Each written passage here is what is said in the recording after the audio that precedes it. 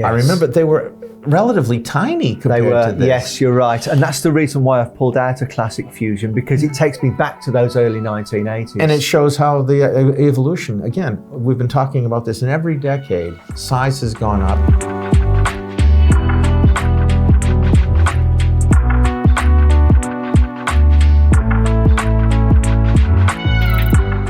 Hello, my name is David Lindsay, and we're talking to you here from Watches of Switzerland in our flagship showroom on Regent Street. It gives me great pleasure to welcome Ken Kessler. Ken is a watch journalist, a historian, and a serious watch collector. Absolutely. And we're going to be talking about watches through the different decades and the most significant watches which kind of meant something during those particular years. And so we're going to start off in the 1930s. We've got two watches on the tray here. First of all, welcome, Ken. Good to be here. Thank you for coming to Watches of Switzerland. So we've got a Patek Calatrava and a Jaeger Reverso. Do you want to start? Well, these are very, no pun intended, very timely, because the 30s was the first decade where wristwatches outsold pocket watches. They were born in the 1910s in World War I. 1920s is when they started to explode. And these represent two different aspects of watch ownership. The Patek, which is still in production, is the classic dress watch, and this is the Calatrava. This particular one is indistinguishable from the first one that came out, but it's actually 1956.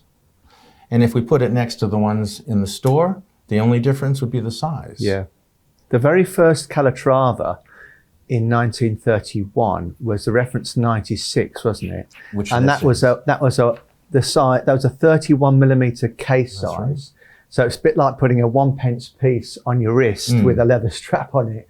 So it just goes to show how, I mean, I think it's about 39 mil now is the kind of, the size of a Calatrava. Some of the models coming up to 40, the newer 6119s. So you can see how the sizes have increased over those years. Because this is, I believe, 33. Okay. And I only wear this one on special occasions because it is a very formal watch. And also, with its age, I just don't want to damage it. And as you can see, it's in excellent condition. But if I were to buy a new Calatrava, it would look more right by today's measures. So this was probably considered a big watch at the time. The 30s. Yes. This is now considered just below the median. You know better than I what is the most popular size, but I think today it's 39. Yes, it will be. And the good thing I'm finding out at the moment is there's a little bit of a renaissance with the Calatrava because, you know, we all know that I don't want to go off tangent here. The last few years have been Nautilus and Aquanaut substantially in terms of the demand, but more and more people now learning about the brand, they're understanding the DNA of Patek Philippe and when the Stearns took over the company in the early 30s. And this was their first line. So I think in terms of a significant watch of the 30s, you know, this one stands out significantly. Well, the other element with the Calatrava, everyone who's into watches knows the famous tagline from Patek Philippe: you never actually own a Patek Philippe, you maintain it for the next generation.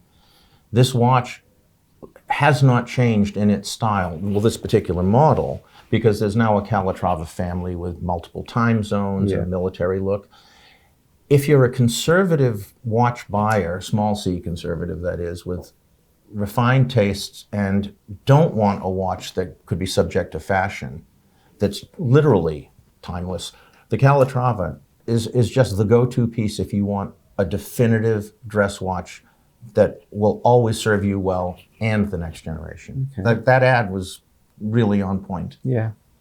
But this is the other extreme. Yes. So going from the round watch to the square watch, which we have here today, which is the Jaeger-LeCoultre Reverso.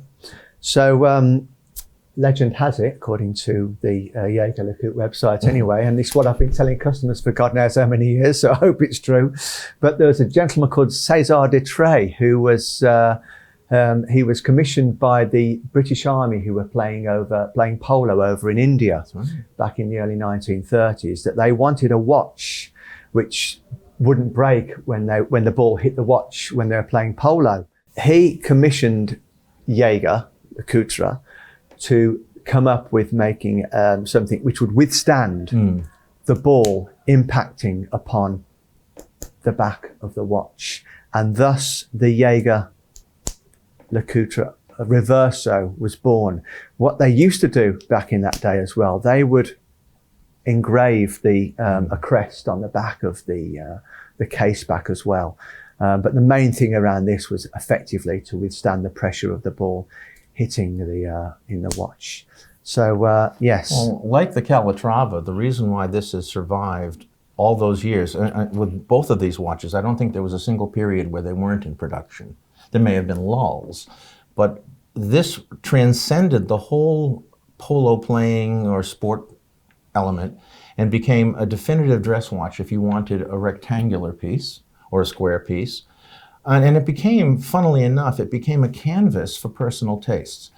In addition to the original, say, family crest or initials, eventually people started putting miniature paintings on the back. They would get lacquered, and I believe Jaeger still has a division. Yes. Well, I remember at one of the shows, my all-time favorite painting is Girl in a Bugatti by Lempichka. It's a famous picture of a flapper in a green sports car. Okay. And I have never wanted a watch so much in my life. Yeah. And there's been a number of phenomenal paintings on the back of these. But this watch, I think the biggest impetus in its revival over the last few years, and you'll know, David, better than I, which year they returned the ones that looked almost exactly like the first year, and they did them in blue, burgundy. The tributes. The tributes, yes, absolutely got the most attention. Beautiful.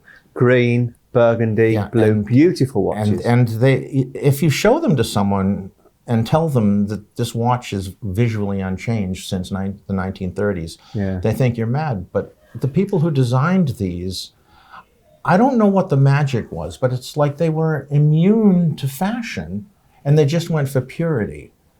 And it's astonishing when you see these next to the originals, and there's just, aside from dimensions and perhaps movements, they're interchangeable. Yeah. And this is one of the all-time great dress watches. And the other thing about this is you can wear it with formal clothing or jeans and a white shirt or anything you like, and the colors are just irresistible. I've always said, actually, when I'm showing a customer a Jaeger Reverso, I mean, this is quite a subjective observation, but I mean, in the history of watchmaking, if you were to pick out 5 models which stood out, personally, I'd have a Reverso in there, amongst that 5. Well, it'd be hard to argue either of these. Both will be in any definitive. Funnily enough, I was reading something about in 1932, Jaeger sent Patek 8 models of the Reverso.